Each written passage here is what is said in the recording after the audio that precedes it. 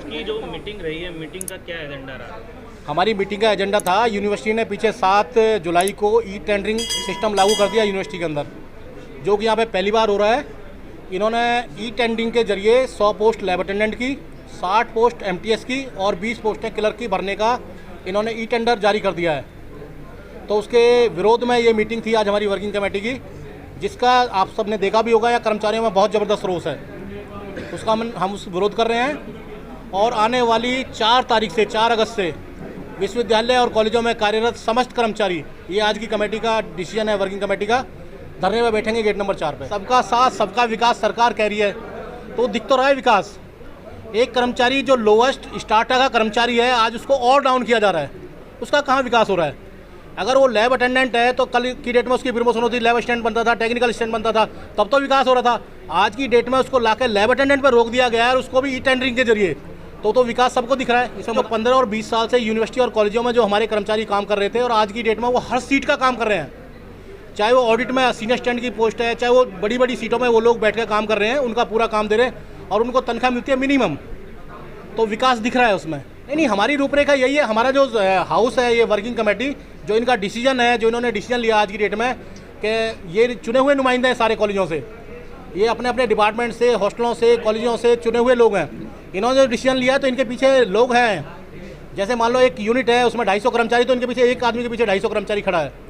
कितने कर्मचारियों पर इफेक्ट पड़ेगा इसका, इस पूरे मामले में? आज की डेट में तो 3000 कर्मचारी पर इफेक्ट इनका डायरेक्ट पड़ रहा है, क्योंकि यूनिवर्सिटी और कॉलेजों में मिलकर लगभग 3000 कर्मचारी हमारा कॉन्ट्रैक्ट पे काम कर रहा है। दिल्ली यूनिवर्सिटी की और भी जो यूनियन है, उनका कितना सपोर्ट मिलेगा? सारी यूनियन हमारे साथ हैं। आज की डेट में जो लैब स्टाफ की एसोसिएशन है, उसके प्रधान जी हमारे बीच में खड़े हैं, नंदकिशोर गुप्ता जी। जो डुकुलिया के प्रधान है संजय जी, वो भी हमारे बीच में खड़े हैं। हमारे SC/ST के प्रधान भाई राजवीर जी। ये इस समय सारी यूनियन, सारी एसोसिएशन एक मुट्ठी में बंद होकर के यहाँ पे इस कमरे में मौजूद है।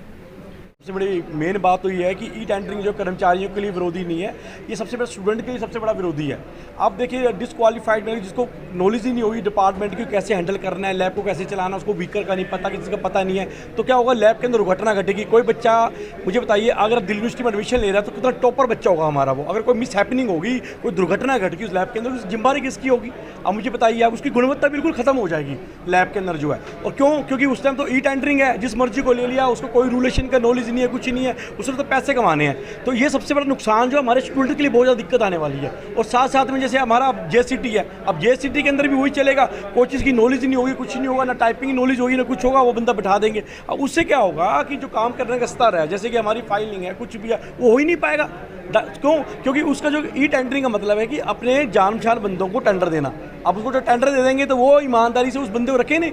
अब अगर ये क्वालिफाइड ही रखने हैं तो हमारे पास कितने सारे बच्चे कॉन्ट्रैक्ट बेस में रखे गए, उनको क्यों नहीं मौका दिया जा रहा? इसमें क्वालिफिकेशन की कोई वैल्यू नहीं होगी। हमें कह दी 12वीं पास है, हाँ जी 12वीं पास है, कोई क्वालिफिकेशन उसमें चेक नहीं होगी, कुछ नहीं होगा।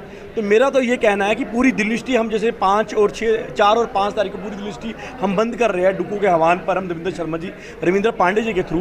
तो हम ये चाह रहे हैं इसको भविष्य में जो है, ये आने वाले टाइम हम कंधे से कंधा मिलाएंगे सारी संस्थाएं जो है। कहीं ना कहीं दिल्ली यूनिवर्सिटी के कुछ खास लोगों को मदद पहुंचाने का एक नया कार्यक्रम शुरू किया। बिल्कुल करा गया है। सबसे बड़ा खास कार्यक्रम तो यही है आज की डेट के अंदर कि जो बच्चे जो नए आने वाले हैं उसको ABC का ही नहीं पता, उसको बैठा देंगे। मतलब कहने का मतलब जो क्वालिफाइड ही नहीं है, और कुछ व्यक्ति जो है उसको तानाशाही कर रहे हैं, उससे पूरी दिल्ली यूनिवर्सिटी का शोषण होने वाला है। जो कर्मचारी 15-15 साल से कॉन्ट्रैक्ट बेस पर रखा गया है उसको बाहर निकाल देंगे। अब 2 साइड इफेक्ट पड़ गए। 2 क्या पड़ गए?